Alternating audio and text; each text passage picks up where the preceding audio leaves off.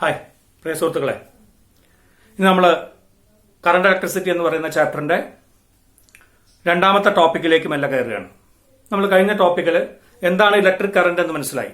It is the rate of flow of charge ആണ്. I സമം Q/T അല്ലെങ്കിൽ I സമം dQ/dt ആയിരുന്നു. കറണ്ട് സ്കെലാർ ക്വാണ്ടിറ്റി ആണ്. SI യൂണിറ്റ് ആംപിയർ ആണ്. പോസിറ്റീവ് ചാർജിന്റെ ഫ്ലോന്റെ ഡയറക്ഷൻ ആണ് കറണ്ടിന്റെ ഡയറക്ഷൻ. ഇലക്ട്രോൺസിന്റെ ഫ്ലോന്റെ ഓപ്പോസിറ്റ് ഡയറക്ഷൻ ആണ്. ഇത്തരം കാര്യങ്ങളൊക്കെ നമുക്ക് അവിടെ മനസ്സിലായി. ഒരു പൊട്ടൻഷ്യൽ ഡിഫറൻസ് ഉണ്ടാക്കണം. പൊട്ടൻഷ്യൽ ഡിഫറൻസ് ഉണ്ടായാലേ ചാർജ് തുടർച്ചയായിട്ട് ഒഴുകുള്ളൂ. ആ പൊട്ടൻഷ്യൽ ഡിഫറൻസ് ഉണ്ടാക്കുന്ന സോഴ്സ് ആണ് സെല്ല്. സെല്ലിന്റെ പോസിറ്റീവിനും നെഗറ്റീവിനും ഇടയ്ക്ക് ഉണ്ടാവുന്ന പൊട്ടൻഷ്യൽ ഡിഫറൻസ് കറന്റ് ഡ്രോ ചെയ്യാത്ത സമയത്ത്, അതായത് ഓപ്പൺ സർക്യൂട്ടിൽ ഇരിക്കുമ്പോഴുള്ളതാണ് EMF. അപ്പൊ EMF ആണ് പൊട്ടൻഷ്യൽ ഡിഫറൻസ് ഉണ്ടാക്കുന്നത്. പൊട്ടൻഷ്യൽ ഡിഫറൻസ് ആണ് ചാർജിനെ ഒരു ഭാഗത്ത് നിന്ന് മറ്റേ ഭാഗത്തേക്ക് ഒഴുക്കുന്നത്. എവിടുന്നാണ് ഹൈ പൊട്ടൻഷ്യൽ ഉള്ള സ്ഥലത്ത് നിന്ന് ലോ പൊട്ടൻഷ്യൽ ഉള്ള സ്ഥലത്തേക്ക് ഒഴുകും. അങ്ങനെ നമുക്ക് കറന്റ് ഉണ്ടാവും. അങ്ങനെ പൊട്ടൻഷ്യൽ ഡിഫറൻസിനെ ഉണ്ടാക്കുന്ന ആളാണ് സോഴ്സ്. ഇങ്ങനെ പൊട്ടൻഷ്യൽ ഡിഫറൻസ് കൊടുക്കുന്ന സമയത്ത് ഒരു ഇലക്ട്രിക് ഫീൽഡ് ഉണ്ടാവും. ആ ഇലക്ട്രിക് ഫീൽഡ് ക്യാപിറ്റൽ E ആണെങ്കിൽ ആ ഇലക്ട്രിക് ഫീൽഡ് കാരണം ഇലക്ട്രോൺസിന് കിട്ടുന്ന average velocity between two successive collisions is called drift velocity. The average time interval between two successive collisions is called relaxation time. അങ്ങനെ റിലാക്സേഷൻ ടൈമും drift വെലോസിറ്റിയും തമ്മിലുള്ള ബന്ധം നമ്മൾ കണ്ടെത്തിയിരുന്നു. എന്തായിരുന്നു? V is equal to EE/m into τ. ഇത്രയും കാര്യങ്ങളാണ് നമ്മൾ കഴിഞ്ഞ ടോപ്പിക്കിൽ ഡിസ്കസ് ചെയ്തത്. ഇന്ന് നമ്മൾ മുന്നോട്ട് പോകുന്നത് ഈ ഡ്രിഫ്റ്റ് വെലോസിറ്റിയും കറന്റും തമ്മിലുള്ള റിലേഷനിലേക്കാണ്. അപ്പൊ എന്തായിരുന്നു drift velocity? The average velocity acquired by a free electron in the presence of an external electric field is called drift velocity. ആ ഡ്രിഫ്റ്റ് വെലോസിറ്റിയും ആ കണ്ടക്ടറിലെ കറന്റും തമ്മിലുള്ള ബന്ധത്തിനെ കാണിക്കുന്ന ഒരു ഡെറിവേഷൻ ആണ് നമ്മളിപ്പോ ചെയ്യാൻ പോകുന്നത്. ശ്രദ്ധിക്കുക. Consider A conductor of length L length ഉള്ള കണ്ടക്ടർ ആണ്. It's area of cross section is A. It contains free electrons. ഇഷ്ടം പോലെ ഫ്രീ ഇലക്ട്രോൺസിനെ കാണിച്ചിട്ടുണ്ട്. അതിലെ യൂണിറ്റ് വോള്യത്തിലെ ഇലക്ട്രോൺസിന്റെ എണ്ണം സ്മോൾ n ആണെന്ന് വിചാരിക്കുക. Number of free electrons, free ആക്കപ്പെട്ട ഇലക്ട്രോൺസ് ആണ്. ആകെ ഇലക്ട്രോൺസിനെ അല്ല പറഞ്ഞത്. മെറ്റലിലെ ആറ്റങ്ങളിൽ നിന്നും ഡിറ്റാച്ച്ഡ് ആയിട്ടുള്ള വാലൻസിലെ ഇലക്ട്രോൺസിനെയാണ് നമ്മൾ ഫ്രീ ഇലക്ട്രോൺസ് എന്ന് പറയാം. അങ്ങനെയുള്ള ഫ്രീ ഇലക്ട്രോൺസ് 1 വോള്യത്തില് ഈ കണ്ടക്ടറിൽ n എണ്ണം വിചാരിക്കാം. Number of free electrons per unit volume അല്ലെങ്കിൽ number density of free electrons is n ആണ്. അതായത് 1 വോള്യത്തില് n ഫ്രീ ഇലക്ട്രോൺസ് ഉണ്ട്. അങ്ങനെയാണെങ്കിൽ നമുക്ക് കാണേണ്ടത് കറന്റിന്റെ എക്സ്പ്രഷൻ കാണും. കറന്റിന്റെ എക്സ്പ്രഷൻ കാണാൻ നമുക്ക് നോക്കുക.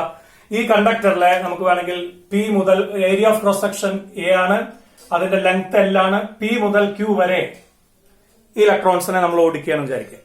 അപ്പൊ എത്രയായിരിക്കും ചാർജ് ഒഴുകുന്നുണ്ടാവുക? ആകെ എത്ര ചാർജ് ഈ കണ്ടക്ടറിൽ ഉണ്ടാവും? എത്ര ഇലക്ട്രോൺസ് ഉണ്ടാവും?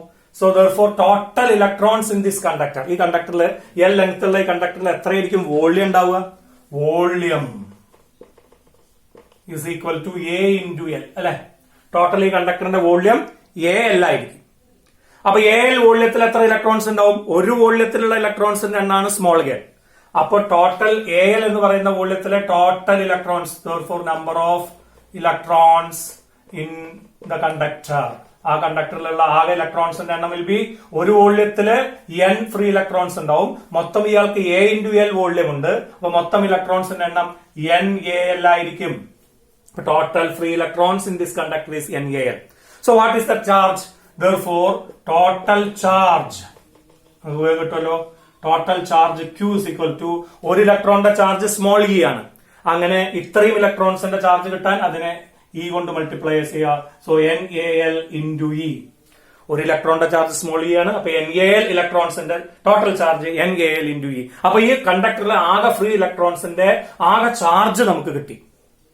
ഓക്കെ. അപ്പൊ അടുത്ത സ്റ്റെപ്പിൽ എനിക്ക് എന്താ കണ്ടത്? ഇലക്ട്രിക് കറന്റ് ആണ്. കറന്റ് സമം ചാർജ് ബൈ ടൈം ആണ്. നോക്കൂ, ഇവിടുന്ന് ഒരു ഇലക്ട്രോൺ ഓടി ഓടി ഓടി ഓടി ഇവിടേക്ക് എത്താൻ, അല്ലെങ്കിൽ Pയിൽ നിന്ന് Qയിലേക്ക് എത്താൻ നമ്മൾ പൊട്ടൻഷ്യൽ ഡിഫറൻസ് കൊടുക്കുന്നതിനനുസരിച്ച് എത്ര സമയം എടുക്കും? Time T is equal to distance by speed അല്ലെ? Time is equal to distance by speed ആണ്. എത്ര ഡിസ്റ്റൻസ്? L ആണ് distance. So that's equal to L ദൂരം പോകാൻ. എത്ര സ്പീഡിലാ പോവുക? അതാണ് കഴിഞ്ഞ ക്ലാസ്സിൽ പറഞ്ഞ ഡ്രിഫ്റ്റ് വെലോസിറ്റിയിലാണ് പോവുക. സോ സ്പീഡിന്റെ സ്ഥാനത്ത് നിങ്ങൾക്ക് VD എന്ന് സബ്സ്റ്റിറ്റ്യൂട്ട് ചെയ്യാം. അപ്പോ time taken to travel from P to Q is distance by speed. Distance പിയിൽ നിന്ന് ക്യൂയിലേക്ക് സഞ്ചരിക്കാൻ എടുക്കുന്ന ദൂരം L ആണ്. സഞ്ചരിക്കുന്ന ഓരോ ഇലക്ട്രോണും ഉപയോഗിക്കുന്ന വെലോസിറ്റി ഡ്രിഫ്റ്റ് വെലോസിറ്റി VD ആണ്. സോ യു ക്യാൻ സബ്സ്റ്റിറ്റ്യൂട്ട് ടൈമുമായി ചാർജുമായി. So electric current I is equal to total charge by total time. So total charge by ഇതാണ് ഈ ഒരു ക്രോസ് സെക്ഷനിലെ കടന്ന് പിയിൽ നിന്ന് ക്യൂവിൽ കൂടെ അങ്ങനെ പോകുന്ന സമയത്ത് ഏതെങ്കിലും ഒരു ക്രോസ് സെക്ഷനിലൂടെ കടന്നു പോകുന്ന ചാർജാണ് ക്യൂ ഇപ്പൊ കിട്ടിയത്. ആകെ NaL into E. അതിനെടുക്കുന്ന സമയമാണ് കിട്ടിയത് L/VD. So charge by time is equal to NaLE total charge എഴുതി divided by L/VD. So you get L cancel ചെയ്ത് പോയി. ദാറ്റ് ബിക്കംസ് ഈ VD മുകളിലേക്ക് കയറി വരും NaEVD. സോ കറന്റും ഡ്രിഫ്റ്റ് വെലോസിറ്റിയും തമ്മിലുള്ള ബന്ധം I is equal to NaEVD, where N is number density of free electrons, A is area of cross section of the conductor, E is charge of each electron, VD is drift velocity. Okay, ഒന്നുകൂടി ഞാൻ പറയാം. ഒരു L length ഉള്ള ഒരു കണ്ടക്ടറിനെ നമ്മൾ assume ചെയ്തു. അതിന്റെ നീളം L ആണ്. അപ്പൊ P മുതൽ Q വരെയാണ് അതിന്റെ ഭാഗം. A ആണ് ഏരിയ ഓഫ് ക്രോസ് സെക്ഷൻ. ആകെ യൂണിറ്റ് വോള്യത്തിലുള്ള ഫ്രീ ഇലക്ട്രോൺസിന്റെ എണ്ണം N ആണ്. അതിനെ നമ്പർ ഡെൻസിറ്റി എന്ന് പറയും. ആകെ ഈ കണ്ടക്ടറിന്റെ വോള്യം A into L ആണ്. Area of cross section into length ആണ്. അപ്പൊ ഈ കണ്ടക്ടറിലുള്ള ആകെ ഫ്രീ ഇലക്ട്രോൺസിന്റെ എണ്ണം N into AL ആണ്. അപ്പൊ ആകെ ചാർജ് NaL into E ആണ്, where E is charge of each electron. അത് സഞ്ചരിക്കാൻ എടുക്കുന്ന സമയം ടോട്ടൽ ഡിസ്റ്റൻസിനെ ടോട്ടൽ സ്പീഡ് കൊണ്ട് ഹരിച്ചാൽ മതി. ടോട്ടൽ ഡിസ്റ്റൻസ് P മുതൽ Q വരെ സഞ്ചരിക്കുന്ന ദൂരം L ആണ്, ലെങ്ത് ഓഫ് ദ കണ്ടക്ടർ ആണ്, ഡിവൈഡഡ് സ്പീഡ് ഡ്രിഫ്റ്റ് വെലോസിറ്റി ആണ്. അപ്പോ ഇത് സബ്സ്റ്റിറ്റ്യൂട്ട് ചെയ്തു. ചാർജ് ബൈ ടൈം ആണ് current. Current is equal to ചാർജിന്റെ സ്ഥാനത്ത് NaL into E കൊടുത്തു, ടിന്റെ സ്ഥാനത്ത് L/VD കൊടുത്തു. So you get NaEVD. Important expression I is equal to NaEVD. The relation between current and drift velocity is like this. പരീക്ഷയ്ക്ക് derivation ചോദിക്കാം. 3 മാർക്കിന്റെ ഒരു question വരെ ചോദിച്ചിട്ടുണ്ട് നമ്മളുടെ ക്വാർട്ടർലി പരീക്ഷയ്ക്കൊക്കെ. ഓക്കെ, അപ്പൊ നമ്മൾ പോവുകയാണ്. അടുത്തൊരു ടേമിനെ ഞാൻ പറയാം. Current is a scalar quantity ആണ്. പക്ഷെ നമുക്ക് കറന്റിന്റെ ഡയറക്ഷൻ എപ്പോഴും പറയേണ്ടി വരുന്നുണ്ട്. അപ്പോഴാണ് ഒരു പുതിയ ടേമിനെ കൊണ്ടിരുന്നത്. And that term is known as current density. Important, current density ഉപയോഗിക്കുന്ന അക്ഷരം J ആണ്. J is defined as the current per unit area of cross section of the conductor. Unit area of cross സെക്ഷനിലൂടെ കടന്നു പോകുന്ന കറന്റിനെ വിളിക്കുന്ന പേരാണ് current density. It is a vector quantity ആണ്. It is a vector quantity ആണ്. Important. അപ്പൊ direction പറയേണ്ടി വരും. കറന്റിന്റെ ഡയറക്ഷൻ തന്നെയാണ് കറന്റ് ഡെൻസിറ്റിയുടെ ഡയറക്ഷൻ. കറന്റിന്റെ ഡയറക്ഷൻ എന്താണ്? പോസിറ്റീവ് ചാർജ് ഒഴുകുന്ന ദിശ. കറന്റ് സ്കെലാർ ആണെങ്കിലും കറന്റ് ഡെൻസിറ്റിയെ നമ്മൾ സൗകര്യത്തിന് വെക്ടർ ആയിട്ട് എടുക്കുന്നു. പോസിറ്റീവ് ചാർജ് ഒഴുകുന്ന ദിശയാണ് കറന്റ് ഡെൻസിറ്റിയുടെ ദിശ. And its SI unit is ampere per meter square. Dimension formula is I(L)⁻². അപ്പൊ ഇത്രയും കാര്യങ്ങൾ ഓർമ്മിക്കുക. നമ്മളിപ്പോ ഒരു ഡെറിവേഷൻ ആണ് ചെയ്തത്. പുതിയൊരു ടേമിനെ ഞാൻ ഇൻട്രൊഡ്യൂസ് ചെയ്തു, കറന്റ് ഡെൻസിറ്റി. ഓക്കെ, അപ്പൊ relation between current and drift velocity ചെയ്യാൻ മനസ്സിലായി എന്ന് കരുതുന്നു. അങ്ങനെയാണെങ്കിൽ നമ്മൾ മുന്നോട്ട് പോവുകയാണ്. നമുക്ക് വേണ്ടത് ഏറ്റവും പ്രധാനപ്പെട്ട ഒരു ടോപ്പിക്കിൽ നമ്മൾ ഈ ചാപ്റ്ററിലേക്ക് എത്തുന്നു. Ohm's law. എന്താണ് ഓംസ് ലോ? നിങ്ങൾ സ്കൂളിൽ തന്നെ പഠിച്ചിട്ടുള്ളതാണ്. 9ാം ക്ലാസ്സിലും 10ാം ക്ലാസ്സിലും ഒക്കെ ഇതിന്റെ പഠനം സ്റ്റാർട്ട് ചെയ്തതാണ്. So what is Ohm's law? Ohm's law ശ്രദ്ധിക്കുക. നമ്മുടെ കയ്യിൽ ഇതേ കണ്ടക്ടർ തന്നെയാണ്. ഈ കണ്ടക്ടർ ഞാനൊരു ബാറ്ററിയൊക്കെ കണക്ഷൻ കൊടുത്തിട്ടുണ്ട്. ഇപ്പൊ കറണ്ട് ഇങ്ങനെ പാസ് ചെയ്യുമല്ലോ അല്ലെ? ബാറ്ററിയുടെ പോസിറ്റീവിൽ നിന്ന് പുറത്തേക്ക് കറണ്ട് ഇറങ്ങി കണ്ടക്ടറിലൂടെ പോയി നെഗറ്റീവിലേക്ക് കറണ്ട് വന്നു. Let I be the current. Let V be the potential difference. ഈ കണ്ടക്ടറിന് അക്രോസ് ഞാൻ ഈ ബാറ്ററി കൊടുത്തിട്ടുണ്ടാക്കിയുള്ള പൊട്ടൻഷ്യൽ ഡിഫറൻസ് V ആണെന്ന് വിചാരിക്കുക. അവിടെ ഉണ്ടായിട്ടുള്ള ഇലക്ട്രിക് ഫീൽഡ് E ആണെന്ന് വിചാരിക്കുക. എന്താണ് V, എന്താണ് E, എന്താണ് L എന്നൊക്കെ നിങ്ങൾക്കറിയാം. അപ്പോ നമ്മൾ ഈ കണ്ടീഷനിൽ ഞാൻ പറയാൻ പോകുന്നത് എന്താണ് ഓംസ് ലോ. അപ്പൊ ഒരു കണ്ടക്ടറിനെ ഞാൻ കാണിച്ചിട്ടുണ്ട്. ആ കണ്ടക്ടറിനെ ഒരു ബാറ്ററി ഉപയോഗിച്ചുകൊണ്ട് പൊട്ടൻഷ്യൽ ഡിഫറൻസ് V ഉണ്ടാക്കിയിട്ടുണ്ട്. അപ്പോൾ അതിലൂടെ കടന്നുപോയ കറന്റാണ് I. അങ്ങനെയാണെങ്കിൽ ഓംസ് ലോ എല്ലാവർക്കും അറിയുന്ന പോലെ ഒന്നും കൂടി ഞാൻ പറയാം. Ohm's law states that at a constant temperature മാറരുത്, ഒരു കോൺസ്റ്റന്റ് ടെമ്പറേച്ചർ. ആ കോൺസ്റ്റന്റ് ടെമ്പറേച്ചറിൽ the current passing through the conductor, ഇതിലൂടെ പാസ് ചെയ്യുന്ന current is directly proportional to the potential difference across the conductor. ആ കണ്ടക്ടറിന്റെ രണ്ട് എൻഡുകൾക്കിടയ്ക്കുള്ള പൊട്ടൻഷ്യൽ ഡിഫറൻസ് കൂടുന്നതിനനുസരിച്ച് ഇതിലൂടെ പാസ് ചെയ്യുന്ന കറണ്ടും കൂടും, ടെമ്പറേച്ചർ കോൺസ്റ്റന്റ് ആയിട്ടിരിക്കുമ്പോൾ. നമുക്ക് വേഗം ഒരു എക്സാമ്പിൾ പറഞ്ഞാൽ മനസ്സിലാവും. വെള്ളത്തിന്റെ ഒഴുക്കിനെ ആലോചിച്ചോളൂ. രണ്ടെൻഡിലും ഒരേ ഉയരമാണെങ്കിൽ വെള്ളം ഒഴുകുമോ? ഇല്ല, വെള്ളത്തിന്റെ ഒഴുക്ക് പൂജ്യമായിരിക്കും. മെല്ലെ ഒരു ഭാഗം ഉയരം കൂട്ടുന്നതിനനുസരിച്ച് വെള്ളം ഒഴുകാൻ തുടങ്ങും. ഈ ഉയരത്തിന്റെ വ്യത്യാസം കൂടുന്നതിനനുസരിച്ച് വെള്ളത്തിന്റെ ഒഴുക്കും കൂടിക്കൂടി വരും. അപ്പൊ ഉയർന്ന സ്ഥലത്ത് നിന്ന് താഴ്ന്ന സ്ഥലത്തേക്ക് വെള്ളം ഒഴുകും. ഈ ഉയര വ്യത്യാസം കൂടുന്നതിനനുസരിച്ച് വെള്ളത്തിന്റെ ഒഴുക്കും കൂടും. ഈ ഉയര വ്യത്യാസത്തിന്റെ സ്ഥാനത്താണ് നമ്മളിപ്പോ പറഞ്ഞുകൊണ്ടിരിക്കുന്ന പൊട്ടൻഷ്യൽ ഡിഫറൻസ്. ഒഴുകുന്ന വെള്ളത്തിന്റെ സ്ഥാനത്താണ് നമ്മളുടെ ഒഴുകുന്ന ചാർജ്, അതായത് ഇലക്ട്രിക് കറന്റ്. അപ്പോ ഉയരത്തിന്റെ വ്യത്യാസം കൂടുമ്പോൾ വെള്ളത്തിന്റെ ഒഴുക്ക് കൂടുമെന്ന് പറയുന്ന പോലെ പൊട്ടൻഷ്യൽ ഡിഫറൻസ് കൂടുമ്പോൾ ഏതും കൂടും, കറന്റും കൂടും, ഇലക്ട്രിക് ചാർജിന്റെ ഫ്ലോയും കൂടും. സോ നമുക്ക് മനസ്സിലായ കാര്യം, current is proportional to potential difference at constant temperature. Therefore തിരിച്ച് ഞാൻ എഴുതിയാൽ potential difference is proportional to electric current.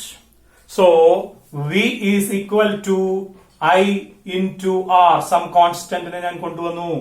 What is that constant? That constant is called, എല്ലാവർക്കും അറിയാം, that constant is called resistance of the conductor. It is a constant for the given conductor. ഒന്നുകൂടി ഞാൻ പറയുന്നു. What is Ohm's law? At constant temperature, the current passing through a conductor is directly proportional to the potential difference across the conductor. വാക്കുകളൊക്കെ ശ്രദ്ധിക്കുക. Potential difference across എന്നാ പറയാം, current through എന്നാ പറയാം. അപ്പൊ ഞാൻ എഴുതി I is proportional to V. തിരിച്ചെഴുതി V is proportional to I. ഒരു ഇക്വാലിറ്റി കോൺസ്റ്റന്റ് അവിടെ കൊണ്ടുവന്നു, R. അപ്പൊ V is equal to I into R. അപ്പൊ R is a constant. ആർക്കാണ് constant? For the given conductor. ശ്രദ്ധിക്കുക, തന്നിട്ടുള്ള കണ്ടക്ടറിനാണ് constant. And that constant is named as resistance. അപ്പൊ പുതിയൊരു ക്വാണ്ടിറ്റി കിട്ടിയതാണ്. നിങ്ങൾക്ക് ഉടനെ തന്നെ അയാളെ പരിചയപ്പെടേണ്ടി വരും. So R is equal to V divided by II. R is equal to V by II. R is equal to V by II ആയി കഴിഞ്ഞാൽ അയാളുടെ യൂണിറ്റിനെ പറയണം. SI യൂണിറ്റ് ഈസ് ഓം ആണ്. ഓം ഇങ്ങനെ എഴുതുന്ന ഓം അല്ല, അല്ലെ? ഇങ്ങനെ ഒരു ഓം എഴുതും, പക്ഷെ അതല്ല നമ്മളുടെ ഓം. നമ്മളുടെ ഓം എന്താണ്? ഇതല്ല നമ്മളുടെ ഓം.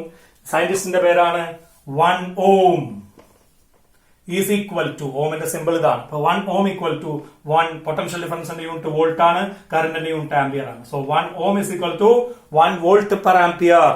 ഉടനെ തന്നെ നിങ്ങൾക്ക് ഡിഫൈൻ ചെയ്യാം എന്താണ് ഒരു കണ്ടക്ടറിന്റെ റെസിസ്റ്റൻസ് 1 ohm ആണെന്ന് പറഞ്ഞാൽ അർത്ഥമാക്കുന്നത്. 1 വോൾട്ട് പൊട്ടൻഷ്യൽ ഡിഫറൻസ് കൊടുത്താൽ, ഈ പൊട്ടൻഷ്യൽ ഡിഫറൻസ് 1 വോൾട്ട് ആണെങ്കിൽ, ഇതിലൂടെ പാസ് ചെയ്ത കറന്റ് 1 ആംപിയർ ആണെങ്കിൽ, ഈ കണ്ടക്ടറിന്റെ റെസിസ്റ്റൻസ് 1 ohm ആണ്. If a current 1 ampere passes through a conductor, when a potential difference of 1 volt is given, then the resistance of the conductor is 1 ohm. അപ്പൊ റെസിസ്റ്റൻസിന്റെ SI unit നമ്മൾ define ചെയ്തു. അടുത്തത് scalar ആണോ vector ആണോ? നിങ്ങൾക്കറിയാം potential difference is a scalar quantity ആണ്, current is a scalar quantity ആണ്, അതുകൊണ്ട് റെസിസ്റ്റൻസും സ്കെലാർ ക്വാണ്ടിറ്റി ആണ്. അടുത്ത ചോദ്യം വരിക എന്താണ്? ഡയമെൻഷണൽ ഫോർമുല എന്താ ഡയമെൻഷണൽ ഫോർമുല വരിക? Potential is W by Q, that is potential in the dimension formula, potential difference in the dimension formula, ml square t raised to minus 3 I raised to minus 1. എവിടുന്ന് കിട്ടി? W by Q. W ന്റെ സ്ഥാനത്ത് ml square t raised to minus 2, Q ന്റെ സ്ഥാനത്ത് IT. അങ്ങനെയാണ് ml square t raised to minus 3 I raised to minus 1 വന്നത്. So ഇതാണ് V ന്റെ ഡയമെൻഷൻ ഫോർമുല. I നെ നമുക്കറിയാം, A നെ നമുക്കറിയാം, കറന്റ് I തന്നെ ഫണ്ടമെന്റൽ ക്വാണ്ടിറ്റി ആണ്. So dimension formula of resistance R is equal to ml square t raised to minus 3 I raised to minus 1 V ന്റെ സ്ഥാനത്ത് കൊടുത്തു by I. So dimension formula is equal to m L square t raised to minus 3 I raised to minus 2. ml square t raised to minus 3 I raised to, ഇത് കൂടി മുകളിലേക്ക് വരുമ്പോൾ I raised to minus 2. This is the dimensional formula of resistance. അപ്പൊ ഇത്രയും കാര്യങ്ങൾ നമുക്ക് resistance എന്ന് പറയുന്ന ഒരു പുതിയ ക്വാണ്ടിറ്റിയെ നമ്മൾ പരിചയപ്പെട്ടു. റെസിസ്റ്റൻസ് ആരാണ്? It is a constant for the given conductor. ഒന്നും കൂടി വ്യക്തമായിട്ട് പറയാം, ആരാണ് റെസിസ്റ്റൻസ്? റെസിസ്റ്റൻസ് എന്നുള്ള വാക്കിന്റെ അർത്ഥം തന്നെ നിങ്ങൾക്കറിയാം, തടസ്സമാണ്, പ്രതിരോധമാണ്. So resistance is the opposition offered by a conductor. ഏതിന്? To the flow of current through it. ഒരു കണ്ടക്ടറിലൂടെയുള്ള കറന്റിന്റെ ഒഴുക്കിനെ തടസ്സപ്പെടുത്താനുള്ള കഴിവാണ് ആ കണ്ടക്ടറിന്റെ റെസിസ്റ്റൻസ് അല്ലെങ്കിൽ പ്രതിരോധം. The opposition offered by a conductor to the flow of electric current through it is called resistance. Clear ആയല്ലോ? തടസ്സത്തിനെ വിളിക്കുന്ന പേരാണ് റെസിസ്റ്റൻസ്. ആരാണ് തടസ്സപ്പെടുത്തുന്നത്? കണ്ടക്ടറാണ് തടസ്സപ്പെടുത്തുന്നത്. എന്തിനെയാണ് തടസ്സപ്പെടുത്തുന്നത്? അതിന്റെ ഉള്ളിലൂടെയുള്ള ചാർജിന്റെ ഫ്ലോനെ, അതായത് ഇലക്ട്രിക് കറന്റിനെ. ഇതിനെ കാണിക്കുന്ന ഒരു വാക്കാണ് റെസിസ്റ്റൻസ്. അത് എന്തിനെ ഡിപ്പെൻഡ് ചെയ്യും? ആ കണ്ടക്ടറിന്റെ ഒരു കോൺസ്റ്റന്റ് ആണ്. കണ്ടക്ടർ മാറാത്തടത്തോളം കാലം റെസിസ്റ്റൻസ് മാറില്ല. പക്ഷെ കണ്ടക്ടറിന്റെ എന്തൊക്കെ കാര്യങ്ങളായിട്ടാണ് ബന്ധം എന്നുള്ളത് നമ്മൾ ചർച്ച ചെയ്യാൻ പോവാണ്. അതിനു മുമ്പ് നമുക്ക് ഒരു ഗ്രാഫ് വരച്ചു നോക്കാം. നേരത്തെ പറഞ്ഞ പോലെ വോൾട്ടേജും കറന്റും പ്രൊപ്പോർഷണൽ ആണെങ്കിൽ we can draw a graph between voltage and current. V I graph വരയ്ക്കാം. ഐ ഞാൻ എക്സ് ആക്സിൽ എടുക്കുന്നു വിചാരിക്കുക, വി ഞാൻ വൈ ആക്സിൽ എടുക്കുന്നു വിചാരിക്കുക. നോക്കൂ, പൊട്ടൻഷ്യൽ ഡിഫറൻസ് 0 ആകുമ്പോൾ കറന്റും 0 ആവും. അപ്പൊ സ്റ്റാർട്ടിംഗ് ഫ്രം ഒറിജിൻ തന്നെ സ്റ്റാർട്ട് ചെയ്യണം. I is proportional to V ആയതുകൊണ്ട് straight line. What is the slope? അങ്ങനെ സ്ലോപ്പ് ഞാൻ കണ്ടാൽ slope is equal to, slope എന്തായിരിക്കും വരിക? opposite side by adjacent side tan theta കാണണം. opposite side is v, adjacent side is I, so delta v by delta I എന്ന് എഴുതാം അല്ലെ? ഇവിടെ ചേഞ്ച് ഇൻ വോൾട്ടേജ് ആണ്, ഇവിടെ ചേഞ്ച് ഇൻ കറന്റ് ആണ്. അപ്പൊ delta V by delta I that's equal to resistance. അപ്പൊ slope of the V I graph gives resistance. X ആക്സിസിൽ കറന്റും വൈ ആക്സിസിൽ പൊട്ടൻഷ്യൽ ഡിഫറൻസുമാണ് എടുക്കുന്നതെങ്കിൽ slope that graph is a straight line ആയിരിക്കും. സ്റ്റാർട്ടിംഗ് ഫ്രം ഒറിജിൻ ആയിരിക്കും ഓംസ് ലോ അനുസരിക്കുന്ന സമയത്ത്. And the slope gives resistance. Okay, അപ്പൊ നമ്മൾ തിരിച്ചൊരു വാക്ക് പറയാം. The reciprocal of resistance is called conductance. തടസ്സത്തിനെ കാണിക്കുന്ന വാക്കാണ് റെസിസ്റ്റൻസ് എങ്കിൽ കടത്തിവിടാനുള്ള കഴിവിനെ കാണിക്കുന്ന വാക്കാണ് കണ്ടക്ടൻസ്. അപ്പൊ the reciprocal of resistance is called conductance. Okay, അപ്പൊ conductance is equal to C is equal to 1 by R. Its unit is ohm raised to -1 or that is named as mho. ഓം എന്നുള്ളതിനെ തിരിച്ചെഴുതാം. അപ്പൊ കണ്ടക്ടൻസിന്റെ SI unit Om raised to -1 എങ്കിൽ മോ എന്ന് വായിക്കാം, MHO എന്ന് വായിക്കാം. Reciprocal of resistance ആണ്. Dimension formula തലതിരിയും. അതുപോലെ തന്നെ it is also a scalar quantity. അപ്പൊ കടത്തിവിടാനുള്ള കഴിവാണ് കണ്ടക്ടൻസ്, തടയാനുള്ള കഴിവാണ് റെസിസ്റ്റൻസ്. പരസ്പരം റെസിപ്രോക്കൽസ് ആണ്. അപ്പൊ വി ഐ ഗ്രാഫിന്റെ സ്ലോപ്പ് കണ്ടക്ടൻസ് തരും. എങ്ങനെയാണെങ്കിൽ വി ആണ് എക്സ് ആക്സിസിൽ എടുത്തതെങ്കിൽ എക്സ് ആക്സിസിൽ വിയും വൈ ആക്സിസിൽ ഐയും എടുത്താൽ സ്ലോപ്പ് കണ്ടക്ടൻസ് ആയിരിക്കും. എക്സ് ആക്സിസിൽ ഐയും വൈ ആക്സിസിൽ വി ആണ് എടുത്തതെങ്കിൽ സ്ലോപ്പ് റെസിസ്റ്റൻസ് ആയിരിക്കും. അപ്പൊ രണ്ട് ഗ്രാഫുകൾ ഇങ്ങനെ തന്നാൽ നിങ്ങൾക്ക് വേഗം മനസ്സിലാവും. ഇത് എ എന്ന് പറയുന്ന കണ്ടക്ടർ, ഇത് ബി എന്ന് പറയുന്ന കണ്ടക്ടർ. ആർക്കാ റെസിസ്റ്റൻസ് കൂടുതൽ ഈ ചിത്രത്തില്? ആർക്കാ സ്ലോപ്പ് കൂടുതൽ? ബി ആണ്. ഇവിടെ സ്ലോപ്പ് ആണ് റെസിസ്റ്റൻസ് വരിക. അപ്പൊ കൂടുതൽ കുത്തനുള്ള ഗ്രാഫ് ബി ആണ്. അപ്പൊ ബി എന്ന് പറയുന്ന കണ്ടക്ടറിന്റെ റെസിസ്റ്റൻസ് എ എന്ന് പറയുന്ന കണ്ടക്ടറിന്റെ റെസിസ്റ്റൻസിനേക്കാൾ കൂടുതലാണെന്ന് ഈ ചിത്രം കണ്ടാൽ നിങ്ങൾക്ക് മനസ്സിലാവണം. ഓക്കെ, അപ്പൊ ഇത്രയും കാര്യങ്ങൾ നമ്മൾ അതിനെക്കുറിച്ച് മനസ്സിലായി. നെക്സ്റ്റ് നമ്മൾ ചർച്ച ചെയ്യുന്നത് ഈ റെസിസ്റ്റൻസ് എന്തിനൊക്കെ ഡിപ്പെൻഡ് ചെയ്യാം. What are the factors affecting resistance of a conductor? Important ആയിട്ടുള്ള ഒരു ടോപ്പിക്കിലേക്ക് നമ്മൾ പോവുകയാണ്. What are the factors affecting resistance of a conductor? ഒരു കണ്ടക്ടറിന്റെ റെസിസ്റ്റൻസ് എന്തിനൊക്കെ, ഒരു കണ്ടക്ടറിന്റെ കോൺസ്റ്റന്റ് ആണെന്ന് പറഞ്ഞു, അതിൽ എന്തിനൊക്കെ കാര്യങ്ങളെ ഡിപ്പെൻഡ് ചെയ്യും? 4 കാര്യങ്ങളാണ്. ഒന്ന്, നേച്ചർ ഓഫ് ദ കണ്ടക്ടർ. ആ കണ്ടക്ടർ ഉണ്ടാക്കിയിട്ടുള്ള മെറ്റീരിയലിനെ ഡിപ്പെൻഡ് ചെയ്യും. Nature of the conductor. ഏറ്റവും റെസിസ്റ്റൻസ് കുറഞ്ഞ നേച്ചറുള്ള മെറ്റീരിയൽ ആണ് സിൽവർ. സിൽവറിലാണ് ഏറ്റവും റെസിസ്റ്റൻസ് കുറവ്. പിന്നെ റെസിസ്റ്റൻസ് പിന്നെ അടുത്ത കുറവുള്ള ആളാണ് കോപ്പർ എക്സെട്ര. അപ്പോൾ ഏത് മെറ്റീരിയൽ കൊണ്ടാണ് തന്നിട്ടുള്ള കണ്ടക്ടർ ഉണ്ടാക്കിയിരിക്കുന്നത് എന്നുള്ളത് ഏതിനെ ഡിപ്പെൻഡ് ചെയ്യും? റെസിസ്റ്റൻസിനെ. അപ്പൊ മെറ്റീരിയൽ മാറിയാൽ അപ്പൊ റെസിസ്റ്റൻസ് മാറും. അപ്പൊ നേച്ചർ ഓഫ് മെറ്റീരിയൽ ഒന്നുകൂടി അത് വിശദമായിട്ട് നമുക്ക് അടുത്തൊരു ടോപ്പിക്കിൽ ചർച്ച ചെയ്യും. രണ്ടാമത്തത് ലെങ്ത് ഓഫ് ദ കണ്ടക്ടർ.